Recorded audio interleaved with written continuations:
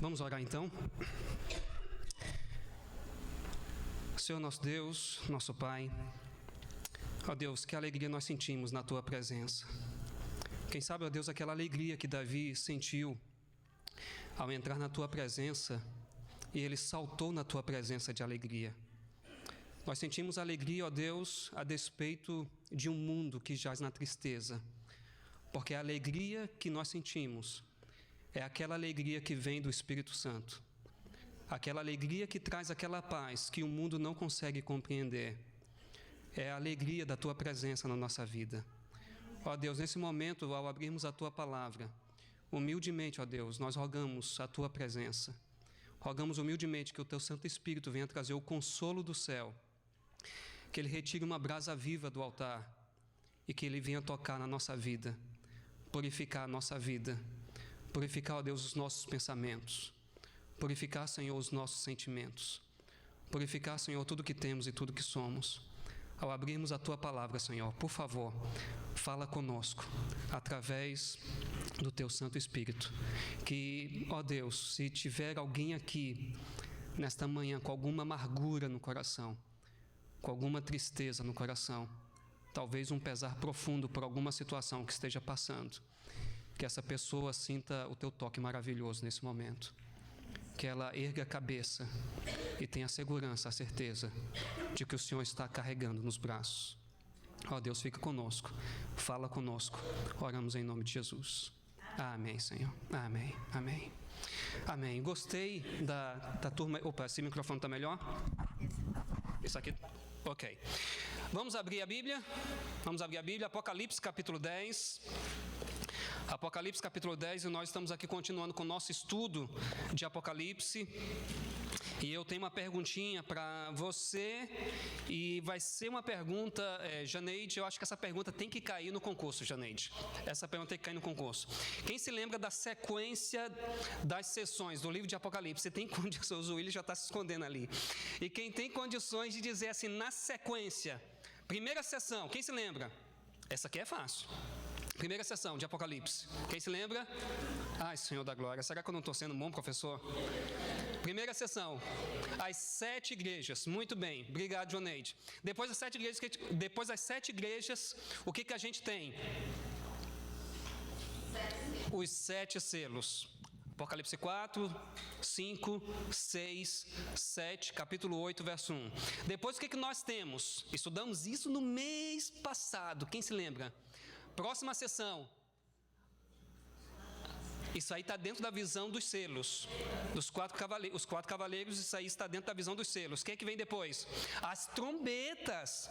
As trombetas. Então a gente tem as 7 igrejas, a gente tem os 7 selos, a gente tem as 7 trombetas. Depois o que a gente tem? A gente tem ali Apocalipse 12, 13, 14. Então você pode usar a sua cola. Pode, hoje pode, no dia do concurso não. Então o que vem depois? O grande conflito. Alguns chamam essa sessão de a sessão da crise final. Então a gente tem as igrejas, os selos, as trombetas, o grande conflito, a crise final. E depois a gente tem as 7 pragas. Já está chegando no finalzinho. Sexta sessão, qual é?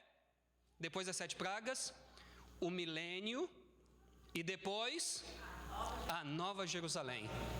Amém. Vocês estão indo bem. Vocês estão indo bem.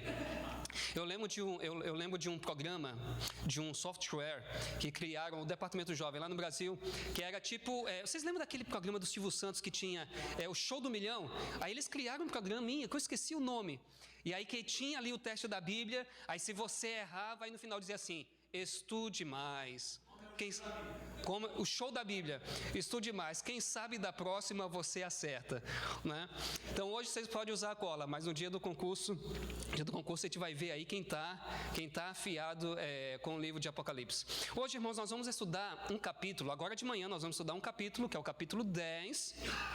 E hoje à tarde nós vamos estudar o capítulo 11. E esses 2 capítulos ainda estão dentro da sessão das trombetas. Você sabe que a visão das trombetas, a ação das trombetas começa no capítulo 8, verso 2. No capítulo 8, verso 1, a gente tem a abertura do 7º selo. No capítulo 8, verso 2, nós temos do verso 2 ao verso 5, João introduzindo a sessão das trombetas. No capítulo 10, ele para. No capítulo 9, ele vinha falando sobre a 6ª trombeta. No capítulo 10, ele para e ele só vai falar da 7ª trombeta lá no finalzinho do capítulo 11, a partir do verso 15. E o que a gente tem então aqui no capítulo 10 e o capítulo 10 e o capítulo 11? A mesma coisa que a gente encontra no capítulo 7. Como é que a sessão dos selos está organizada?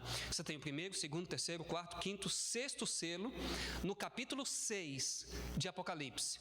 No capítulo 6, verso 17, a gente ouve uma pergunta: é vindo o grande dia de Deus e do Cordeiro, da ira deles, e quem se lembra, poderá subsistir? Onde está a resposta para essa pergunta? No capítulo 7. Capítulo 7, que ali tem que fala sobre os 144 mil selados e a grande multidão. Então, por que o capítulo 10 e o capítulo 11 têm relação com o capítulo 7? Porque, veja só, no capítulo 6, você tem os 6 selos. No capítulo 7, você tem um intervalo na visão. O 7º selo só vai ser mostrado onde? Lá no capítulo 8, verso 1. Então, entre o capítulo 6 e o capítulo 8, o que você tem? O capítulo 7. Mas dentro do capítulo 7, mas foi uma brincadeira, né? Dentro do capítulo 7, o que você tem? Você tem os 144 mil, você tem a grande multidão. João para de falar sobre os selos para falar quem são aqueles selados, qual é a característica deles, como são eles, tá? E no capítulo 10, o que acontece? Capítulo 10 nós temos uma coisa, capítulo 10 e 11, nós temos uma coisa bem semelhante. Enquanto no capítulo 7, João está interessado em mostrar quem são essas pessoas que estarão em pé diante de Deus e do Cordeiro, no capítulo 10 e 11, João está interessado em mostrar qual é a missão dessas pessoas. Então, no capítulo 7, qual é a preocupação? Quem são eles? Quais são as características dessas pessoas? No capítulo 10 e 11, o interesse é outra coisa. Qual é a missão deles? O que eles fazem enquanto eles estão esperando a volta de Jesus? Não é interessante isso? No capítulo 7, quem são essas pessoas que estão se preparando para a volta de Jesus? No capítulo 10 e 11, a pergunta é outra. O que eles estão fazendo enquanto eles esperam? Esperar a volta de Jesus não é uma coisa ociosa.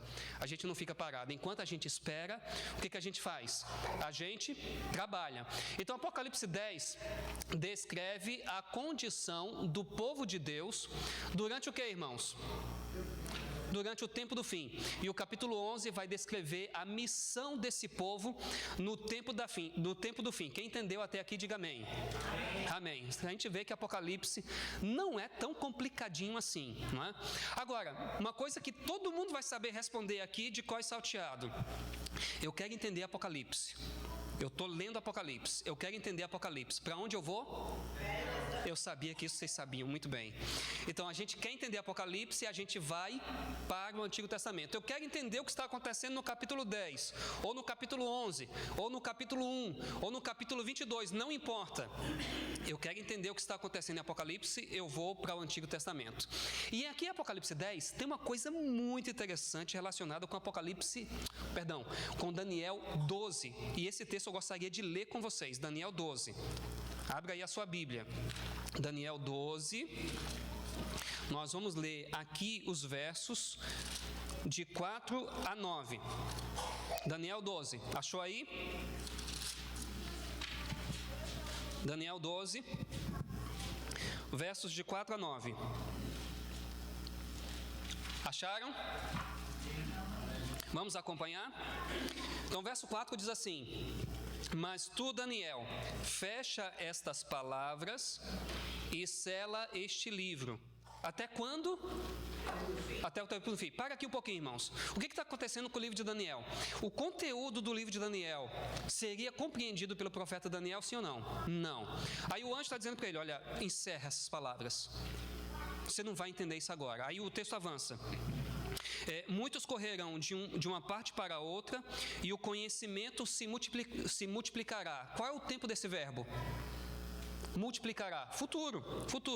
Verso 5. Então eu, Daniel, olhei e vi dois outros, um deste lado à beira do rio e o outro do outro lado à beira do rio. Verso 6. Um deles disse ao homem vestido de linho, que estava sobre as águas do rio: quanto tempo haverá até o fim destas maravilhas? Essas maravilhas estão mencionadas no capítulo 11, principalmente os versos 40 a 45 do capítulo 11. Tem que ver com o reino do norte. E esse reino do norte, ai Senhor da glória, é por isso que eu falo rápido, que é tanta coisa para falar que o tempo não dá. Mas esse reino do norte, no capítulo 11 de Daniel, tem relação com o chifre pequeno de Daniel 7 e Daniel 8. Quem é esse reino do norte?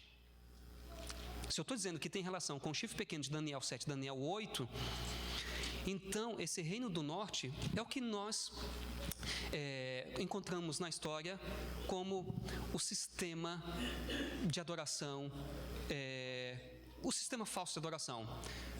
Para dizer em poucas palavras, irmãos, o sistema papal. Então veja, o que está acontecendo? Perseguição no capítulo 11. E qual é a pergunta que alguém faz no capítulo 12? Até quando vai durar isso? Até quando vão durar essas coisas? Até quando vão estar acontecendo essas coisas? Verso 7. Ouvi o homem vestido de linho que estava sobre as águas do rio, quando levantou a mão direita e a mão esquerda ao céu e jurou por aquele que vive eternamente, que depois de quanto tempo? De um tempo, de tempos, e de que mais? Metade de um tempo. E quando tiverem acabado de destruir o poder do povo santo, todas essas coisas serão cumpridas. Verso 8. Eu ouvi, mas não o quê? Entendi. Por isso perguntei: Senhor meu, qual será o fim dessas coisas? Verso 9. Ele respondeu: vai, Daniel, porque essas palavras estão fechadas e seladas até quando? Até o tempo do fim. Se elas estão seladas até o tempo do fim, quando é que essas palavras seriam, por assim dizer, desseladas? No tempo do fim. Então, irmãos, nós estamos aqui em Apocalipse 10, e eu queria agora que você prestasse atenção na relação entre esses dois capítulos, o capítulo 10 de Apocalipse e o capítulo 12 de Daniel. Olha só que coisa interessante nós encontramos quando nós comparamos essas duas passagens.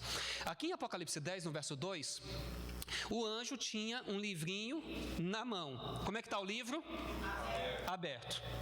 E lá em Apocalipse 12, como é que está o livro? Fechado. Eu falei o quê? Apocalipse. Mas o certo é Daniel. Eu falei Apocalipse só para ver se vocês estavam prestando atenção, né? Mas ainda bem que vocês estavam prestando atenção. Vamos aqui, capítulo 10. Olha a pergunta que é feita no capítulo 6, na descrição da abertura do 5º selo. Até quando, ó soberano Senhor, santo e verdadeiro, não julgas nem vingas o nosso sangue dos que habitam sobre a terra? Que pergunta é feita? Até quando? No capítulo 12 de Daniel, tem uma pergunta semelhante sendo feita: quando se cumprirão essas maravilhas?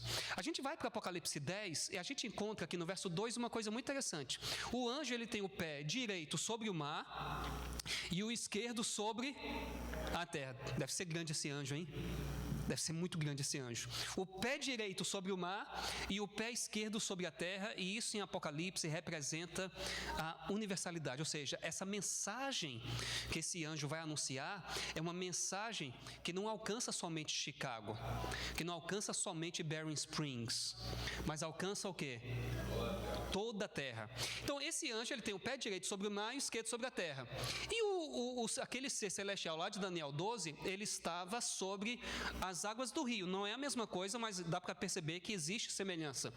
No capítulo 10 e o verso 5, o que ele faz? Ele levanta a mão direita para o céu. E em Daniel 12, ele levantou a mão direita e a esquerda ao céu. Alguns dizem que aqui em Apocalipse 10, ele levanta a mão direita porque o livro está sendo segurado com a mão esquerda. Então ele levanta a mão direita. Existe semelhança entre essas duas passagens, sim ou não? Sim. Olha o que diz aqui, ó, o verso 6. E jurou por aquele que vive pelos séculos dos séculos. E o que esse anjo lá de Daniel 12 faz? Ele jura por aquele que vive eternamente. A mesma coisa. A mesma coisa. Qual é a diferença, irmãos, entre essas duas passagens? As grandes diferenças entre essas duas passagens. Primeiro, lá em Daniel 12, o livro está o quê? Fechado. E em Apocalipse 10, o livro está aberto. Mas há um período de tempo expresso lá em Daniel 12. Isso seria por quanto tempo? Um tempo, 2 tempos e metade de um tempo. E o que o anjo diz lá em Apocalipse 10, 6? Acabou o tempo, chegou a hora, chegou o tempo. Irmãos, isso aqui é muito interessante. Ou seja, a diferença entre Daniel 12 e Apocalipse 10 é que em Daniel 12, todo aquele período profético estava para frente. Quando você chega em Apocalipse 10, verso 6, agora o período está para trás. Chegou o momento de cumprimento desse período profético. Agora vamos avançar e entender um pouquinho melhor o que está acontecendo aqui. Então, primeiro vamos entender essa expressão, um tempo, tempos e metade de um tempo. O que significa isso? Isso aparece algumas vezes no livro de Daniel e em Apocalipse. Só aparece em Daniel e Apocalipse. Essa expressão e expressões semelhantes a essa.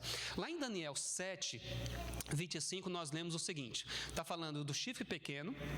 E o texto diz assim: proferirá palavras contra o Altíssimo, magoará os santos do Altíssimo e cuidará em mudar os tempos e a lei, e os santos lhe serão entregues nas mãos por um tempo, 2 tempos e metade de um tempo. Mas depois de quando? Depois de um tempo, 2 tempos e metade de um tempo. O que acontece depois desse período, irmãos? Para lhe tirar o domínio. Ou seja, o texto está falando de um juízo que acontece quando na história? Depois desse período de um tempo, de 2 tempos e metade de um tempo. Quando é que o juízo acontece? Depois desse período aí. Então vamos aqui ler esse texto da senhora White, o manuscrito 28, página 100, que ela diz o seguinte: esse tempo que o anjo declara com um solene voto não é o fim da história do mundo, nem do tempo de graça, mas de tempo profético, o qual deveria preceder a vinda do nosso Senhor. Ou seja, o povo não terá outra mensagem de tempo definido. Após esse período de tempo, alcançando o período de 1842 a 1844, não mais pode haver computação de tempo profético. O mais longo cálculo alcança o outono de 1844. Então veja, o que o anjo está dizendo ali em Apocalipse 10? Acabou o tempo. Esgotou o tempo. Acabou a mais longa profecia de tempo da Bíblia. E a mais longa profecia de tempo da Bíblia, irmãos, qual é? Isso, aquela profecia de Daniel 8 e 14. E aqui eu gostaria de fazer um comentário sobre o que nós encontramos lá em Apocalipse 8, verso 1. Vocês já ouviram alguém dizer, ou alguém aplicar o princípio dia-ano, aquele período de meia hora lá de Apocalipse 8, verso 1? E aí diz o seguinte, que esse período dá 7 dias. Já ouviram isso? Mas segundo a própria Ellen White, não existe aplicação de tempo profético depois de quando? Depois de 1844. Portanto, a gente não deveria aplicar o princípio dia-ano àquele período de meia hora lá de Apocalipse 8, verso 1. Ah, pastor, mas a Ellen White, ela fala sobre uma viagem de 7 dias. Ela fala sobre isso, mas ela não está citando Apocalipse 8, 1. Ela pode até estar falando sobre uma viagem de 7 dias, mas ela não está citando Apocalipse 8, verso 1. Inclusive, a impressão que nós temos quando nós lemos Ellen White é que ninguém vai entrar no céu sem ter guardado pelo menos um sábado. E esse período de viagem que nós vamos fazer resolve esse problema. Porque ela menciona que à medida que nós estivermos viajando para a cidade de Deus, sabe o que vai acontecer? Pessoas de mundos não caídos vão se avolumando àquele grupo que está subindo da terra. e vai reunindo a família de Deus, e reunindo a família de Deus. Todo o universo estará reunido na presença de Deus, irmãos, depois dessa viagem que nós vamos fazer para lá. Porque todos os filhos de Deus, espalhados por todo o universo, vão se juntar e estarão lá. E as pessoas da terra que receberam a mensagem no finalzinho da história, e que talvez nem conheceram a verdade do sábado, porque não é o sábado que salva, é Jesus Cristo quem salva, e elas não tiveram a oportunidade aqui na terra de guardar o sábado, elas terão a oportunidade de guardar pelo menos um sábado antes de nós chegarmos lá. Essa é a impressão que a gente tem quando a gente lê essas passagens. Vamos então aqui para Apocalipse 10, versos 8 e 11, eu queria me concentrar mais nessa passagem, eu queria ler com vocês. Apocalipse 10, verso 8 a 11, perdão. Apocalipse 10, versos 8 a 11. E o texto diz assim: Então a voz que eu do céu tinha ouvido tornou a falar comigo e disse: Vai e toma o livrinho aberto da mão do anjo que está em pé sobre o mar e sobre a terra. Fui, pois, ao anjo e lhe pedi que me desse o livrinho. Disse-me ele: toma-o e come-o. Ele fará amargo o teu ventre, mas na tua boca será doce como mel. Tomei o livrinho da mão do anjo e o comi. Na minha boca era doce como mel, mas tendo-o comido, meu ventre ficou o quê? Amargo. Aí o anjo agora diz para João: então foi-me dito, diz a Bíblia, importa que profetizes outra vez acerca de muitos povos, nações, línguas e reis. Irmãos, dá uma olhadinha nesse gráfico aqui, eu queria explicar melhor essa passagem. Irmãos, lembre que quem escreveu a Bíblia não foi um brasileiro, não foi um hispano. Quem escreveu isso aqui foi um judeu. E como é que um judeu pensa? Ele pensa como judeu, porque brasileiro pensa como brasileiro, argentino pensa como argentino, e judeu pensa como judeu. E o jeito de um judeu escrever é diferente do jeito que a gente escreve. Eles têm um jeito muito diferente de escrever, eles fazem umas combinações. Quer ver uma coisa? Salmo 1. O que diz Salmo 1, verso 1? Bem-aventurado o homem que não anda segundo o conselho dos ímpios, não se detém no caminho dos pecadores e nem se assenta na roda dos escarnecedores. Me diga qual a diferença dessas frases. Você tem ímpios, pecadores, escarnecedores. Você tem conselho, caminho e roda. O que o judeu faz quando ele escreve? Ele faz uma combinação de palavras, ele usa uma frase que é sinônima da outra frase. E às vezes ele faz uma mudança pequena para enfatizar aquilo que ele quer enfatizar. No caso desse texto, o que ele está querendo enfatizar são os verbos. Bem-aventurado o homem que não anda no caminho dos pecadores. Bem-aventurado, não, como é que diz o começo? Bem-aventurado o homem que não anda no caminho dos pecadores. Não se detém. Oi? Não, bem-aventurado o homem que não anda segundo o conselho dos ímpios, não se detém no caminho dos pecadores e nem se assenta. Andar, deter, sentar. Você consegue ver uma progressão nessas ações? Então, é isso que está sendo enfatizado nessa passagem. Ou seja, o que o salmista está querendo dizer? Quem pratica o mal, não pratica de uma hora para outra. Existe uma progressão. Então, essa é a interpretação da passagem. Então, é assim que o judeu escreve. Quando a gente vai para Apocalipse 10, versos 8 a 11, a gente encontra uma combinação aqui. Presta atenção num detalhe interessante. Primeiro, João ouve o que, irmãos? A voz celestial. E o que essa voz faz? Ela dá uma ordem. Vai até o anjo e pega o livro. E o que João faz?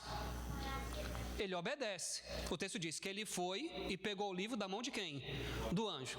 Aí depois a passagem mostra que o anjo dá uma ordem para João. Agora, pega o livro e come o livro. E o que João faz?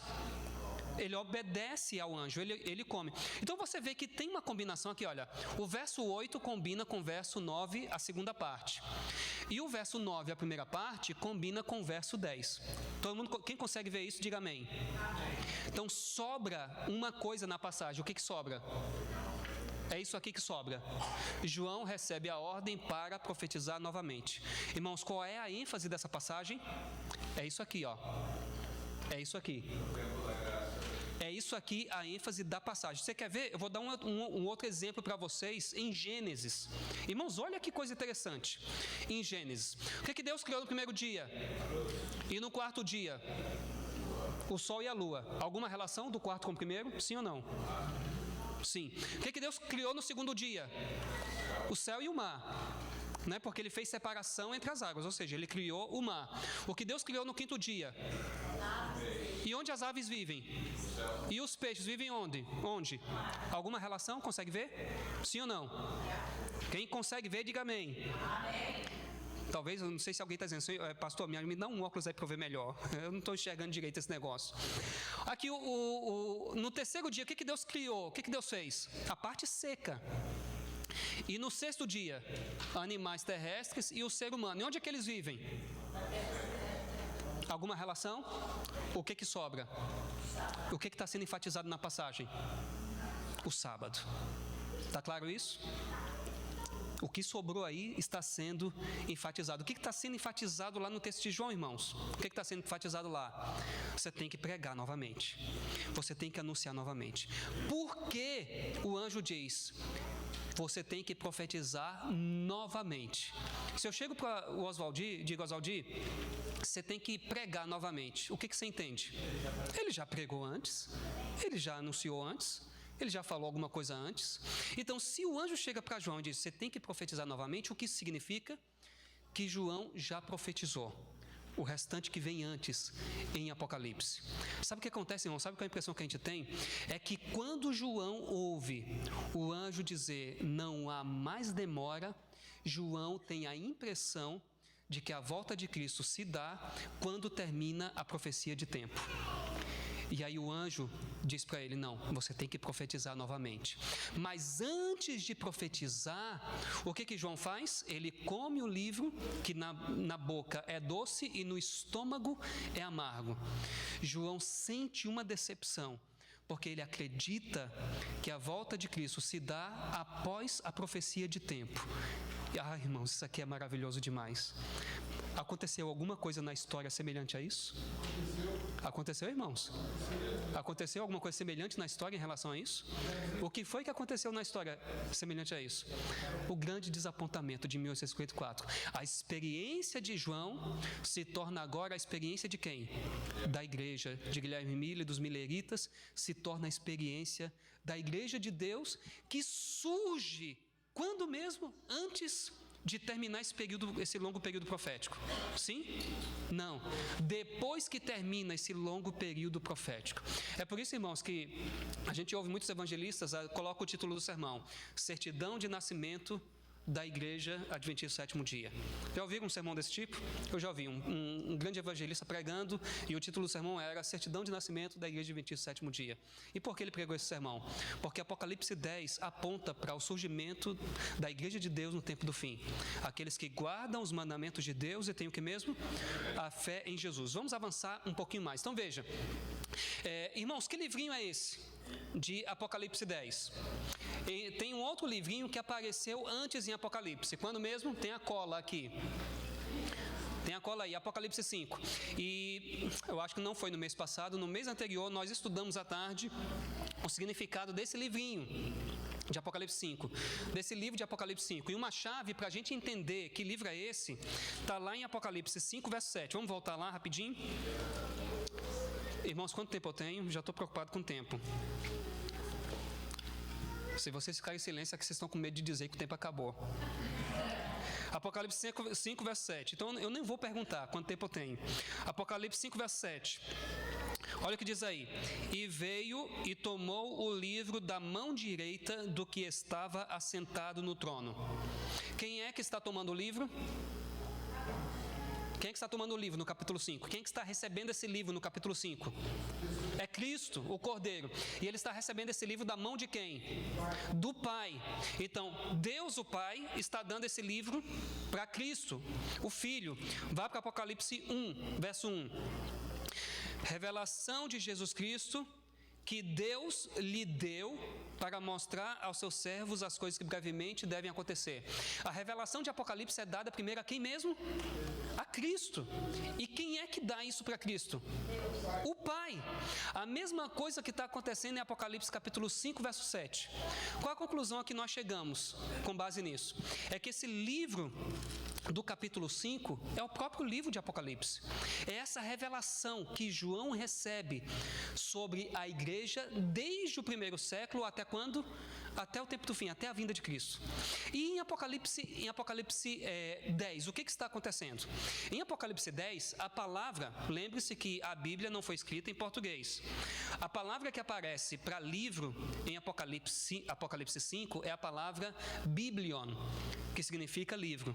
Mas a palavra que aparece em Apocalipse 10 é a palavra biblaridion. Alguma diferença? Sim. E qual é a diferença? É que esse finalzinho, dion, em grego, é uma das maneiras utilizadas para formar diminutivo. Então, o que a gente tem realmente em Apocalipse 10 é um livrinho, e em Apocalipse 5 é o livro inteiro. Mas só tem um detalhe. Nós estudamos, na visão dos selos, que para o livro ser aberto, o que precisa acontecer? Todos os selos precisam ser quebrados. Mas em Apocalipse 10, nós temos um livrinho sendo apresentado, que deve ser uma parte daquele livro de Apocalipse 5. E aí a pergunta é, esse livrinho de Apocalipse 10, ele está aberto ou ele está fechado? Se a gente ler Apocalipse 8, verso 1, nós encontramos lá a abertura do 7º selo. E alguns dizem o seguinte: não, como já passou o 7º selo está em Apocalipse 8, então esse livro de Apocalipse 10, ele está aberto, porque o 7º selo já foi aberto. Aí outros dizem, não, esse livro ainda está fechado. Por quê? Porque em Apocalipse 10, verso 7, diz que o mistério de Deus só vai ser revelado ao toque da 7ª trombeta. A 7ª trombeta já foi tocada? Não. Então o que nós temos é somente uma revelação parcial. Mas irmãos, o que nós temos em Apocalipse 10 e 11? Nós temos como se fosse uma introdução ao que vem depois em Apocalipse. Capítulo 12, do capítulo 12 até o capítulo 22. Parece que quando o anjo está dizendo para João profetizar novamente, ele está se referindo àquilo que João deveria ver ainda pela frente. Ou seja, o conteúdo dos capítulos 12 até o capítulo 22. Vamos tentar entender um pouquinho mais a respeito desse livrinho do capítulo 10 e a experiência de João, que vem de Ezequiel, capítulo 2, verso 8, até o capítulo 3, verso 3. Lembre-se, eu quero entender Apocalipse, para onde eu vou? Eu vou para o Antigo Testamento. Eu queria ler essa passagem com vocês. Ezequiel, capítulo 2. Ezequiel, capítulo 2, fica um pouquinho antes de Daniel. Ezequiel, capítulo 2, verso 8, e o capítulo 3 até o verso 3. Os irmãos acharam? Amém. Diz assim: mas tu, ó filho do homem, ouve o que eu te digo. Não sejas rebelde como a casa rebelde. Abre a tua boca e come o que eu te dou. Então olhei e vi uma mão que se estendia para mim. Nela estava um rolo. Estendeu-o diante de mim, e ele estava escrito por dentro e por fora. Nele se achavam escritas lamentações e suspiros e ais. E ele me disse: filho do homem, come o que achares. Come este rolo. Então vai e fala à casa de Israel. Abri a boca e ele me deu a comer o rolo. Qual é a experiência de Ezequiel? Ele come aquele rolo. E a experiência de Ezequiel, irmãos, é uma experiência doce no início, porque aquele rolo tem mensagem de restauração para a casa de Israel. Povo no cativeiro, e Deus prometendo restauração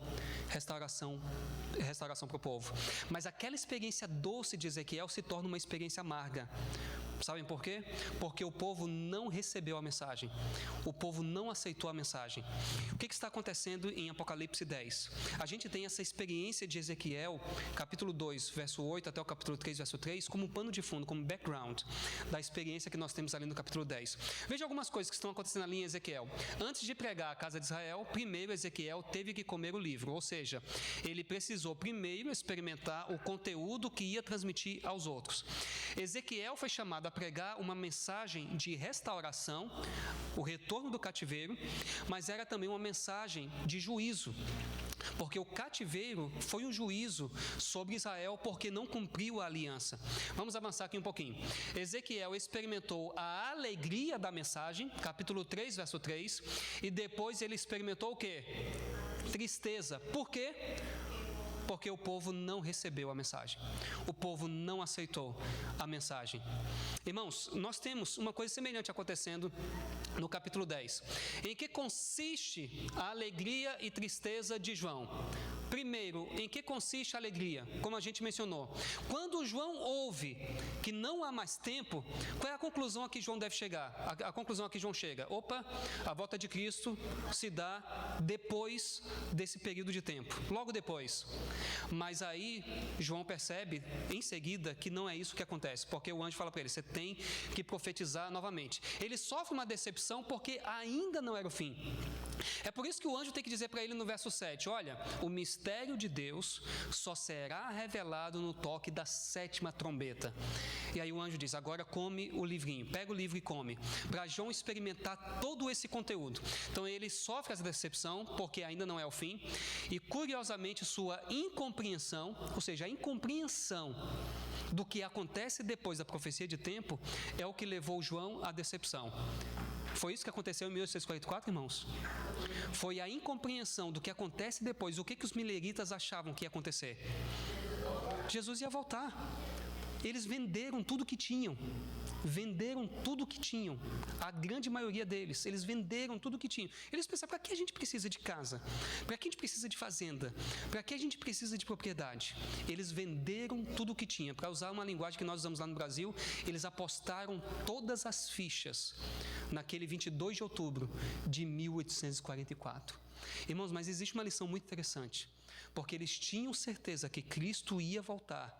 Eles pautaram a vida deles com base nisso, a certeza de que Cristo ia voltar. É por isso que uma vez Jesus disse assim, olha, vocês não acumulem para vocês tesouros na terra, onde a traça e a ferrugem consomem, mas acumulem para vocês tesouros no céu. Acumulem para vocês tesouros no céu. Então essa é uma lição que nós trazemos dos mileritas. Então vamos avançar aqui um pouquinho mais. Então a experiência de João é também vivenciada pelas duas testemunhas no capítulo 11. Isso aqui são cenas do próximo capítulo, vou falar sobre isso hoje à tarde. Vou explicar como a experiência de João aparece também no capítulo 11. E também pela igreja do tempo do fim, como a experiência de João é experimentada pela igreja do tempo do fim, ou seja, dos capítulos 12 a 22. Isso aqui são cenas do próximo capítulo. Nós vamos falar sobre isso hoje à tarde. Mas eu queria somente dar uma prévia. Irmãos, vejam, então, João, ele é exortado a pregar novamente a todos os povos, tribos, línguas e nações. Pergunto, um homem teria condições de fazer isso? Um homem teria condições de fazer isso, pregar a todos os povos, línguas, tribos e nações. Como é que um homem poderia fazer isso?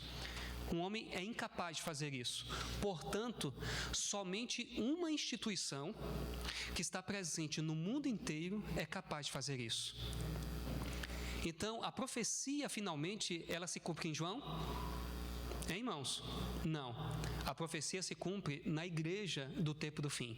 E uma das provas disso no livro de Apocalipse é o capítulo 14. Por quê?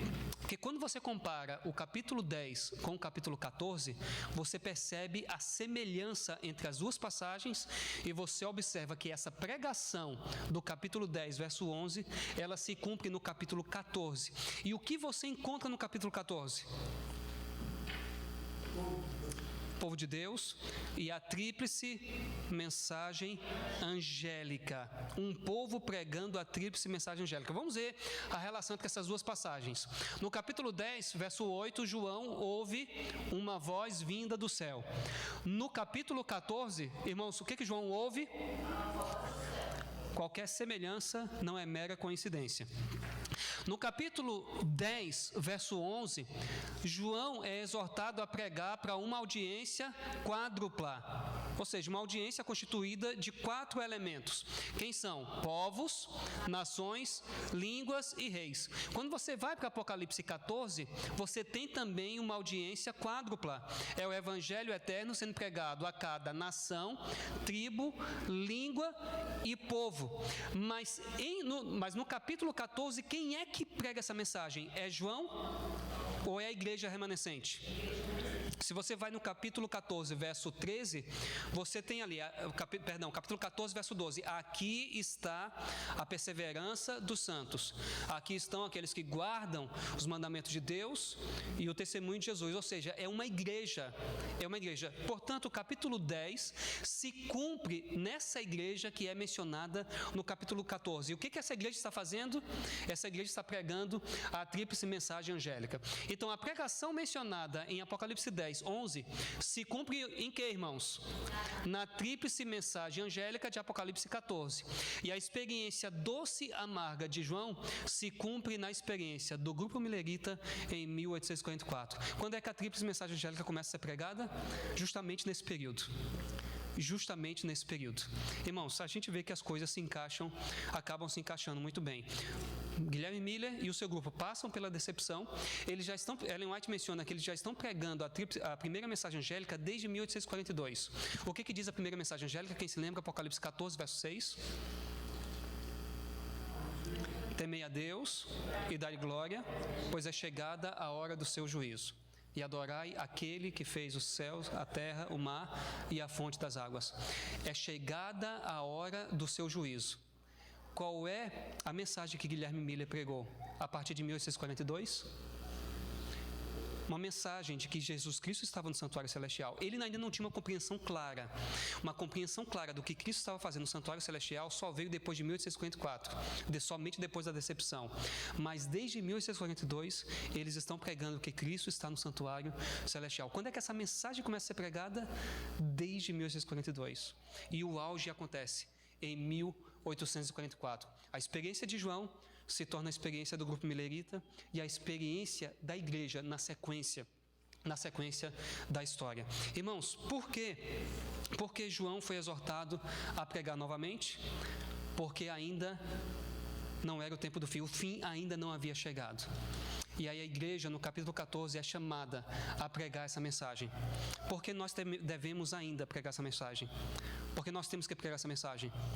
Porque Jesus Cristo ainda não voltou. E ainda existe uma oportunidade de salvação para as pessoas que estão lá fora. Eu estou caminhando para o final. Eu queria somente fazer um comentário de uma coisa que me deixou muito tocado essa semana. Ontem, um amigo meu sepultou a sua filha. Eu mandei uma mensagem para ele ontem de manhã, o pastor Dornelles. O pastor Vanderlei Dornelles perdeu a sua filha na quinta-feira e a menina foi sepultada ontem. Ela foi fazer uma cirurgia muito simples, irmãos. A ideia era que ela fosse ao hospital para fazer uma cirurgia de 1 hora e retornar para casa à tarde. Mas ela não retornou para casa na quinta-feira. Ela faleceu na mesa de cirurgia. E aí eu mandei uma mensagem para o pastor Dornelles, dizendo que estava orando por ele, e eu disse para ele o seguinte: olha, eu tenho uma filha quase da idade da sua, e eu acordei de madrugada, eu tive muita dificuldade para dormir, da quinta para sexta, fui dormir muito tarde, às 4h27 da madrugada eu acordei, tentei dormir, não consegui, e fiquei ouvindo alguns hinos, ouvi um sermão, e levantei para estudar a Bíblia, e no final do meu momento de devoção eu mandei uma mensagem para o pastor Dornelles, dizendo para ele o quanto eu sentia por isso, e dizendo para ele: eu estou tentando imaginar a dor que você está sentindo nesse momento. E aí pouco tempo depois ele me respondeu a mensagem, ele só disse assim para mim, ele disse: olha, é muito cruel, Ele disse, é muito cruel, é um momento muito cruel. E ele terminou a mensagem para mim dizendo assim, a nossa esperança é a esperança da nova vida em Jesus Cristo.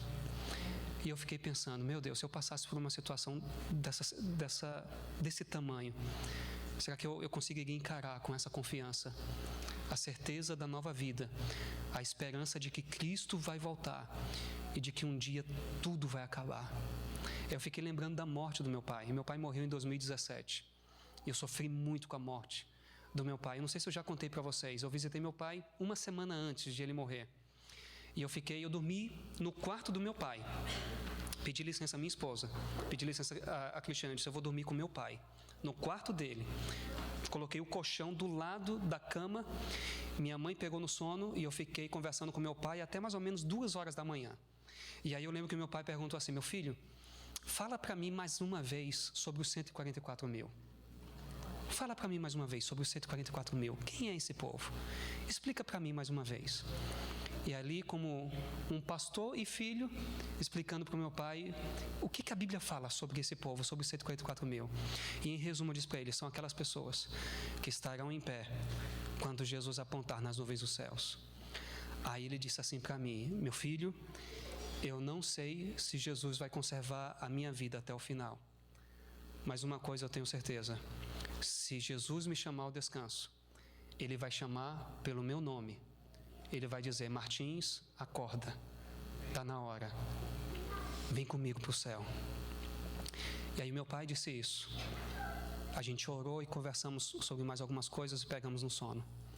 Uma semana depois, eu estou na sala do diretor do seminário, eu saio e aí alguém me chama e diz, o pastor Elias quer falar com você. Eu volto e disse, senta um pouquinho. Ele respirou fundo e disse, olha, eu tenho uma notícia ruim para te dar. Teu pai sofreu um acidente.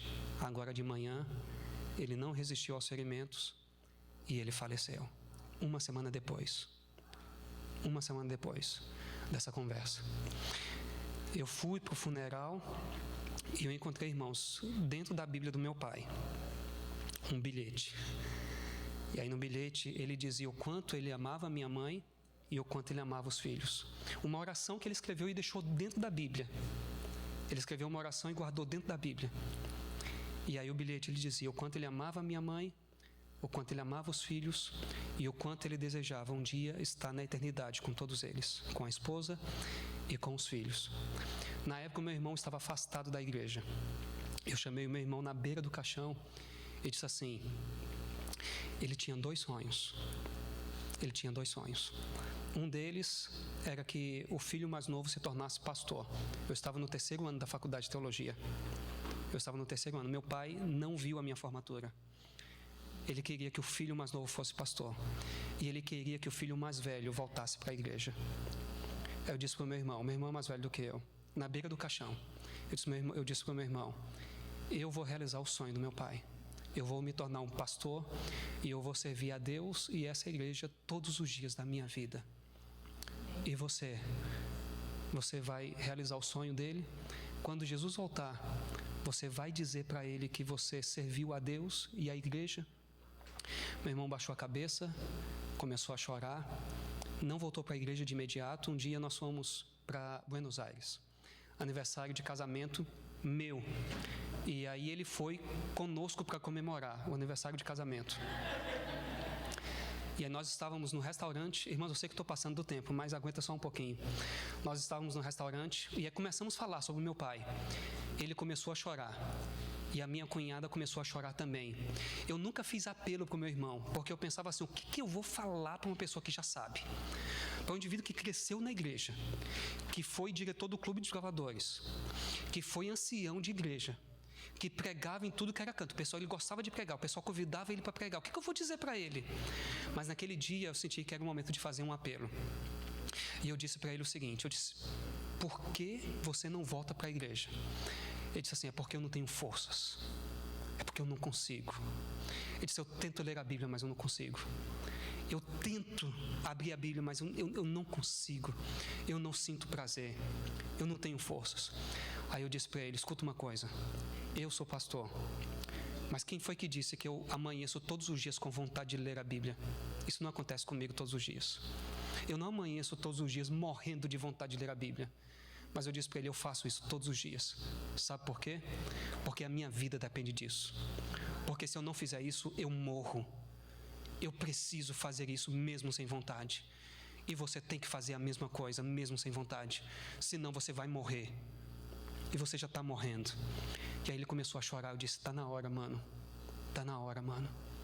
Alguns meses depois, lá no IAN, a gente teve uma grande festa espiritual. E eu entrei no tanque batismal. E eu chamei o meu irmão. E eu tive o prazer de batizar o meu irmão, alguns anos atrás. Ele foi batizado. No ano seguinte, ele foi aceito como membro da Igreja Central de Vitória. No ano seguinte, ele foi nomeado ancião da igreja. Hoje ele é o braço forte do pastor. O pastor não pode pregar em algum lugar, ele liga para o irmão Antônio Marcos. Marcos, vai lá pregar no meu lugar. É diretor de mordomia e é coordenador de pequenos grupos. Está atuante na igreja. E numa das últimas conversas que eu tive com ele, quando eu estava lá no Brasil, nós estávamos dentro do carro e ele me falou chorando, você lembra daquela conversa na beira do caixão? Eu vou dizer para o meu pai, pai, eu estou aqui, eu me entreguei a Cristo, eu voltei para a igreja. Está na hora de a gente passar a eternidade junto e nunca mais a gente vai se separar. Irmãos, eu creio nisso. Eu creio nessa mensagem. Por que a gente tem que pregar? É porque tem gente lá fora que ainda não conhece essa mensagem. Você precisa fazer isso, porque a tua vida depende disso. Porque se você não fizer isso, você morre. Você precisa fazer isso. Existe uma mensagem para ser proclamada ao mundo. Esse é o hino que nós vamos cantar agora. Vamos dar a mensagem ao mundo, proclamar a história da cruz. Mensagem de amor e graça. Mensagem de paz e luz. Eu louvo a Deus por essa igreja. Clube de Aventureiros é uma coisa linda, irmãos. Isso que vocês fazem aqui, mesmo com poucas pessoas, e vocês fazem todo esforço. Por isso, somente o Espírito Santo para conduzir vocês. Somente o Espírito Santo para colocar no coração de vocês para fazer esse trabalho. Parabéns, eu fico feliz, porque as professoras são as mães das crianças. Coisa linda isso aqui. E enquanto as mães estavam aqui falando, e todo mundo aqui manteiga, esqueci o nome dela, a Cláudia. Não, ela que falou que é manteiga, não é? E eu estava aqui olhando para elas e pensando e me lembrando de um texto de Ellen White, no livro Grande Conflito, que Ellen White fala sobre uma oração que a mãe de João Hus fez por ele quando ele tinha 8 anos de idade. 8 anos de idade tinha a criança, João Hus. E a mãe, diz Ellen White, pegou o menino, colocou no colo, abraçou o menino e orou por aquela criança, dizendo, Senhor, essa criança é tua, foi o Senhor quem me deu, e essa criança pertence ao Senhor. Abençoa essa criança, cuida dessa criança, e abençoa para que essa criança faça a tua obra, faça o teu trabalho. A Ellen White diz, logo depois, o seguinte, aquela mãe não imaginava como Deus atenderia aquela oração. Porque João Hus se tornou reitor da Universidade de Praga. João Hus, na antiga Tchecoslováquia, se tornou reitor da Universidade de Praga. Aquela criança de 8 anos foi um grande arauto do Evangelho. Morreu na estaca, morreu na fogueira. Mas Jerônimo, que era um jovem, estava lá vendo João Hus morrendo e ficou impressionado com aquela coragem. E Jerônimo disse, eu vou fazer a mesma coisa. Eu vou usar a minha vida para proclamar a história da cruz, para proclamar a mensagem do Senhor Jesus Cristo. Isso que vocês estão fazendo é exatamente isso, incentivando essas crianças, motivando essas crianças. Elas vão crescer, a gente não sabe o que elas vão se tornar, mas uma coisa a gente tem certeza, se elas se mantiverem firmes nos caminhos do Senhor, elas vão ser muito úteis e vão fazer coisas que a gente nem imagina que elas são capazes de fazer com o Espírito Santo na vida delas. Parabéns por esse trabalho. Vamos cantar esse hino, proclamar a mensagem da cruz, vamos dar a mensagem ao mundo. Se você acredita nisso e quer cantar com convicção, então vamos cantar. Vamos dar a mensagem ao mundo. Tem mais alguém que consegue vir cantar comigo para ficar mais animado aqui? Tem mais alguém que consegue vir? Ok, mais um. Tem mais microfone, vem cá, mais outro aqui, vamos cantar. Tem mais outro microfone, quem vem? Outro microfone, quem vem? Mais um, quem vem? Vamos lá, William, vamos lá. Vamos cantar com toda a animação. Vamos dar a mensagem ao mundo. Opa, vou dividir aqui o microfone com elas, vem cá. aventureiros quiserem vir, vem para cá. Todos os aventureiros, vem para cá. Vamos cantar todo mundo junto. Se quiserem vir, podem vir. Vamos lá. Vamos dar a mensagem ao mundo. 1, 2, 3. Vamos dar a mensagem ao mundo, proclamar a história da cruz, história de amor e graça, história de paz e luz, história de paz e luz.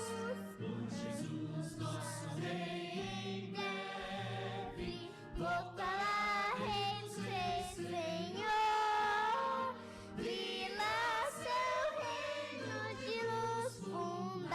Um reino de paz e amor, uma voz de advertência ao mundo, deve ser o nosso cantar, e um hino de fé que fale das bênçãos do amor sem par, das bênçãos do amor sem par. Jesus, nosso Rei, em breve voltará, Rei dos Reis, Senhor. Virá seu reino de luz fundar, um reino de paz e amor. O dever é levar Cristo ao mundo como alguém que pode salvar, que pode afastar pecados e a glória de Deus mostrar, a glória de Deus mostrar. Jesus, nosso Rei, em breve voltará, Rei dos Reis, Senhor. Virá seu reino de luz fundar, paz e amor. Amém? Amém, crianças? Vocês ouviram os adultos cantando bem forte? Vocês acham que eles cantaram bem forte? O que vocês acham? Quem acha que eles cantaram bem forte, levanta a mão. Quem acha que eles poderiam cantar um pouquinho mais forte? Quem acha? Ok. Então a gente vai fazer o seguinte, nós vamos repetir o coro, agora sem o acompanhamento musical. Tem como colocar, Bianca, só a letra, só do coro, o finalzinho. A gente vai fazer um teste agora, para ver se a gente consegue derrubar o teto. E se cair não tem problema, que a gente tem seguro de vida. Opa, veio mais reforço aqui. Se alguém mais quiser vir, vem. Vamos reforçar aqui. Agora vocês vão cantar mais forte que vocês cantaram antes. Você consegue colocar a letra? Só tá chegando lá. Como é que diz o coro, só para a gente treinar? Ok, tá bom. Ok, vocês já sabem a letra. Então vamos lá. Mas deixa eu só colocar ali, para facilitar. Ela vai adiantar um pouquinho. A gente vai cantar só o coro. Avança mais um aí. Acho que tem que esperar o tempo, né? Eu acho que a gente consegue fazer sem a letra ali. Eu acho que a gente consegue. Todo mundo sabe de cor. Então, apareceu? Ou vai aparecer? Vai aparecer mais um pouquinho. Só tem mais um pouquinho. Ok, volta um pouquinho. Ok, então. 1, 2, 3. Hoje.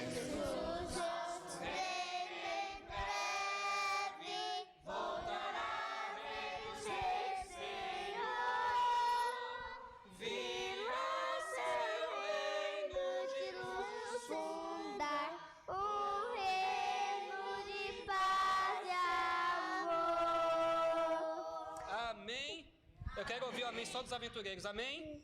Amém. Vamos orar? Oremos. Senhor nosso Deus, nosso Pai, esse mundo, ó Deus, é um mundo de dor. Mas nós sabemos que Jesus, o nosso Rei, em breve voltará, Rei dos Reis, Senhor. Virá seu reino de luz fundar, um reino de paz, um reino de amor, um reino onde toda lágrima será enxugada, um reino onde não haverá morte, um reino onde não haverá dor, um reino onde não haverá tristeza, um reino em que nós desfrutaremos de alegria eterna. O Senhor nos prepara para esse reino e nos ajuda a prepararmos outras pessoas para esse reino. É o que nós oramos nesta manhã, agradecidos, em nome de Jesus. Amém, Senhor.